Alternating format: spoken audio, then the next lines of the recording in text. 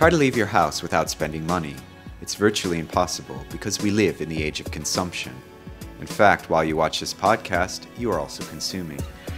In this ultra-competitive environment, brands are no longer just logos. They've become a company's primary value proposition.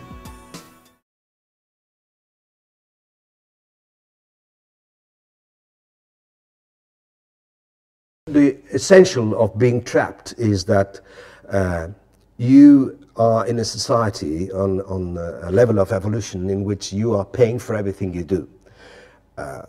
If you are using your weekends to go and play tennis where you pay because you are a member of a club or you rent the tennis facilities or whatever, or you are going to amusement park, or you're going somewhere else, or you're paying constantly for what you do, well, you're trapped by consumption, because probably on Saturday night or Friday night you'll go to a fisherman shop and you will purchase something that is a special that you will pay for dinner, and then you will go and you will cook it with a special recipe that you have paid for, to get it, and then finally the next day you will go to a department store or a shopping mall and you will spend the whole morning looking at a new pair of skis because you have to ski in winter and you need to get ready for it, and that's the kind of thing that we do.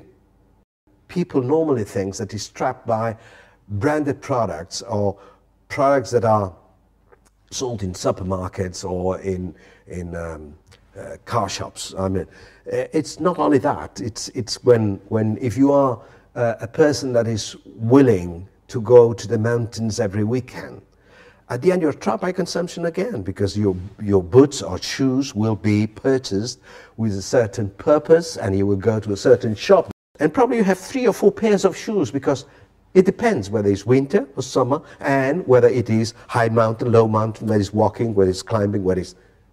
That's it. You're trapped by consumption all the time if you are in a very affluent society and in a level of consumption that, you know, you are spending money every day.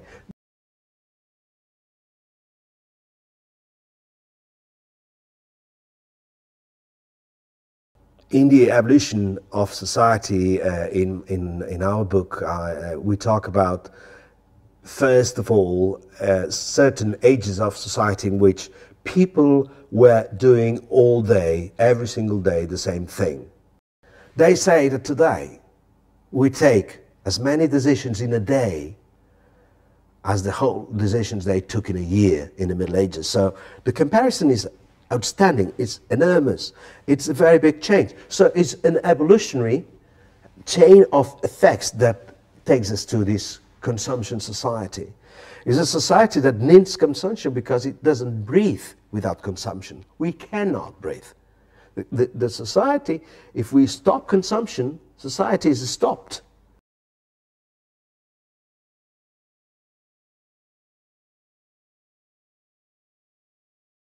And then it takes over other ideals. Why? Well, in the question you were saying, the other ideals, I don't say they are dead, but they are not ideals, many of them, that can trap us today. Why? Because we're free, totally free. We have never been so free as today before in the evolution of humankind.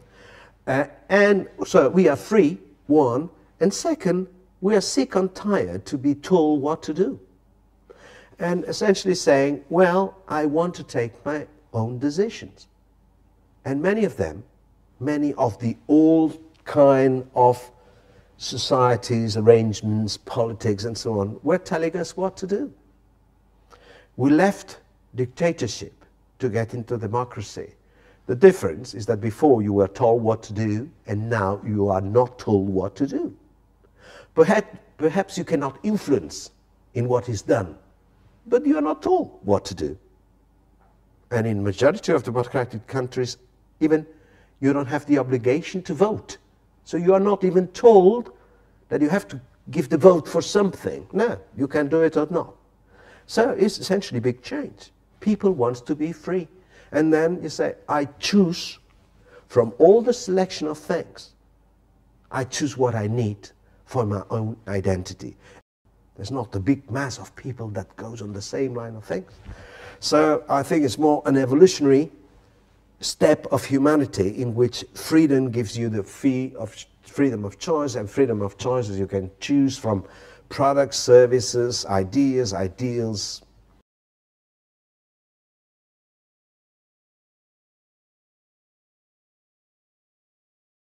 We need to identify what we want. And to identify what we want, we need a brand.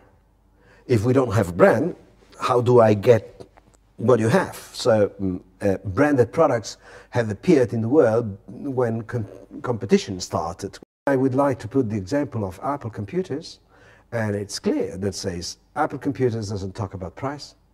Apple computer doesn't talk to other consumers, talks to the people that likes those kind of instruments that they produce, whether computers, whether iPod, iPhone, whatever it is. But they have their own group of people who are very, very, very loyal.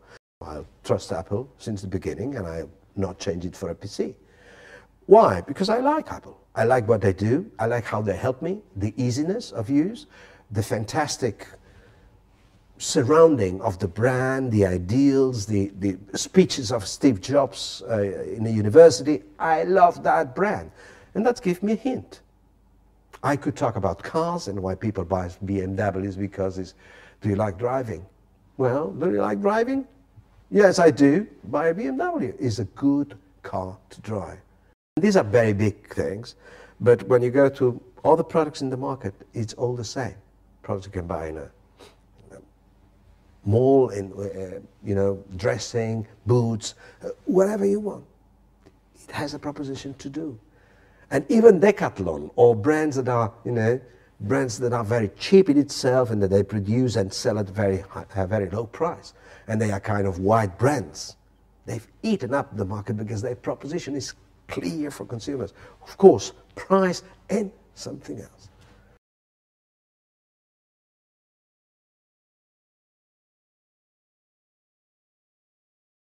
The human nature today is very polyedric, so we have thousands of phases.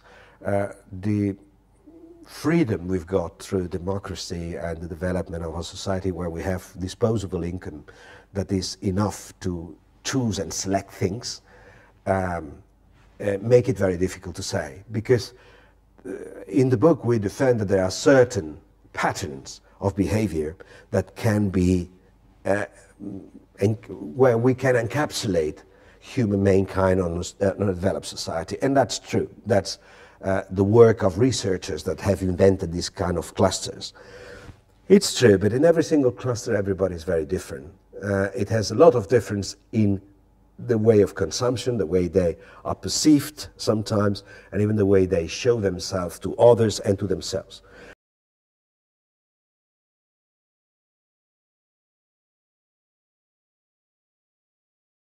The freedom of choice needs brands. Then brands exist because we need them. Secondly, how a brand can give you value? Well, that's difficult, but yes, it depends very much on the sector you are. But if you don't give value to consumers, you will sell only by price. There's no other choice. If you don't add something to the consumers, you will finally fall into the trap of pricing.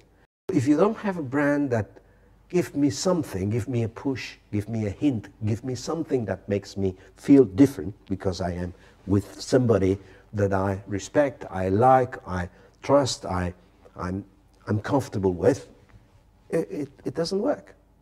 A brand that has ideals like Apple computers